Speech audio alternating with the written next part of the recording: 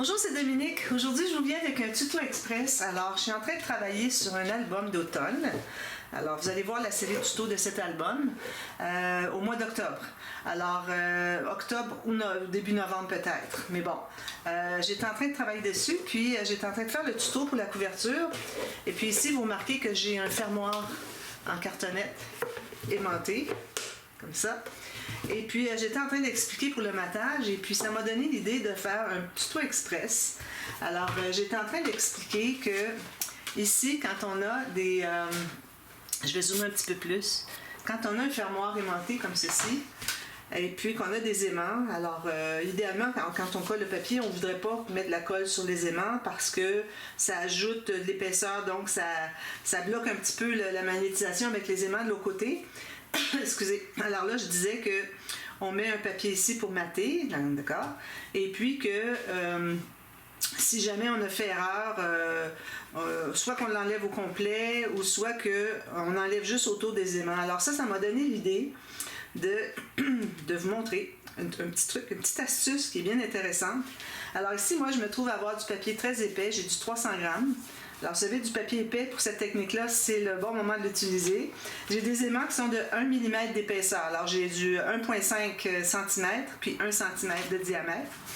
Alors, j'ai pensé que si on le matait d'emblée, puis qu'on enlevait les cercles de papier cartonné vis-à-vis les aimants, alors tout ça, finalement, le papier cartonné épais va remplir autour. Puis ça va faire que quand on va arriver avec notre papier pour mettre dessus, le papier de design ou uni, comme vous voulez, bien là, ça va faire ça va être plus doux. Et on ne sentira pas la bosse des aimants.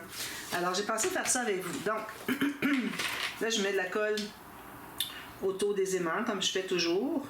Mais idéalement, quand on veut placer un papier puis qu'on sait qu'on n'enlèvera pas le papier dessus, on ne voudrait pas mettre de la colle trop proche. Moi, c'est parce que je vais l'enlever, le papier, puis je voudrais qu'il reste de la colle dessous.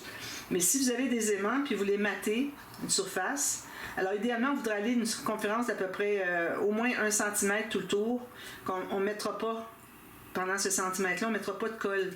Pour que quand on arrive, pour pas qu'on presse puis que la colle fasse que on voit les aimants au travers finalement. Alors c'est ça que je voudrais éviter. Alors ici, moi, je mets du papier. Je vais le mettre, alors j'ai taillé 1 mm de moins tout le tour, etc., comme je fais toujours. Puis là, je vais le coller au complet. Puis quand il est collé, alors là, ça ne me dérange pas de faire le tour des aimants parce que je veux voir où est-ce qu'ils sont. Sinon, il faut essayer de deviner. Alors ici, alors là, ce que je fais maintenant, si je vais prendre mon couteau à précision, alors je ne sais pas si vous voyez, on voit les aimants, vous voyez bien, hein? Alors là, c'est correct. Mais ça, je fais jamais ça comme ça quand c'est un fermoir ou n'importe quoi que je couvre des aimants. J'essaie de mettre de la colle plus loin, puis que ça fasse une pente douce pour pas qu'on voit les aimants. Okay? Alors, maintenant, ce que je fais, là, je les vois, parce que c'est ce que je voulais. Là, je vais faire le tour, je vais découper autour. Ceci. Là, j'enlève juste le papier ici. Alors, si jamais vous avez fait erreur, vous dites « Ah, j'aurais pas dû mettre ce papier-là », puis vous voulez mettre autre chose, bien, allez pas le mettre par-dessus. Okay? Alors, on va profiter qu'il faut enlever. On va profiter que finalement, on met une autre épaisseur. Profiter de l'épaisseur dessous. Puis, ça va combler autour. Alors, moi, je fais ça, je sens beaucoup moins les aimants qu'avant que j'enlève le papier. Alors, moi, avant, ce que je faisais, j'enlevais les manches, je remettais le papier. La dernière fois que j'ai fait ça, j'ai dit, ben là, c'est pas ça qu'il faut faire. Il faut vraiment enlever le papier. On met les aimants. Si on doit changer, moi c'était parce que je devais changer la position des aimants. Alors là, ben, je vais les remettre plus loin où est-ce qu'il faut. Mais idéalement, il faudra enlever le papier où est-ce que c'est que on va placer l'aimant. Puis même que le petit morceau qu'on enlève ici, on pourrait le remplacer, le mettre là où est-ce que c'est que l'aimant était avant. Pour combler l'espace-là. Pour qu'il reste juste les espaces autour des aimants qui a été enlevé, vous voyez? Donc, ça donne ceci. Là, ben, si j'arrive avec un papier, alors supposons que je regarde ce que j'ai dans mes papiers ici. J'aime beaucoup celui-ci. Je pense que je vais le mettre ici. C'est mon papier préféré de la collection. En passant, c'est de la collection Hello Autumn. Je vais vous dire correctement. Alors, ici, c'est Welcome Autumn de Cartabella. Ça date quand même de quelques années. Moi, ce sont des papiers d'une collection avec tous les chipboards, tout ça, qui m'ont été envoyé par Aurélia pour que je lui fasse des albums. Alors là, je suis en train de faire ces albums. Alors c'est pour ça que je suis en train de travailler là-dessus. Puis je lui avais demandé la permission de faire le tuto. Parce que c'est un gros projet. Alors il y a l'album, il va y avoir un folio dans la boîte, dans une boîte sur la couverture arrière. Il va y avoir une étagère pour le placer aussi. Alors c'est un gros projet, donc je lui ai demandé si elle était d'accord que je fasse le tuto. Puis que ça me serve de projet important pour moi, pour l'automne 2024. Alors là, j'ai calculé la largeur, le format de mon papier. Alors là, je vais le découper.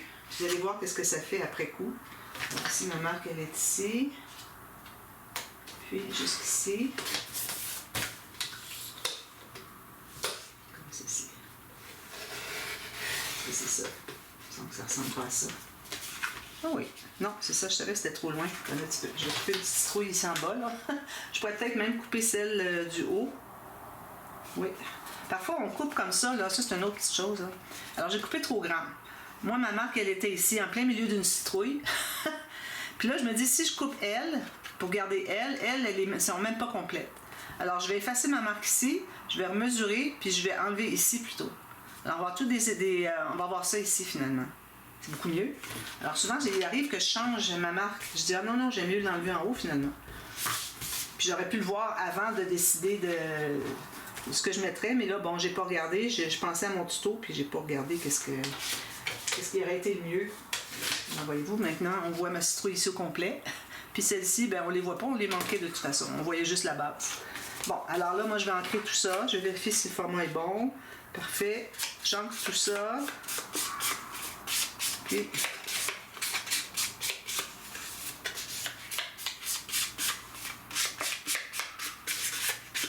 je vais le coller. Alors, quand je vais le coller, ça va être beaucoup plus doux ici. On ne sentira presque pas le bombé que les aimants font. Alors ça, c'est une technique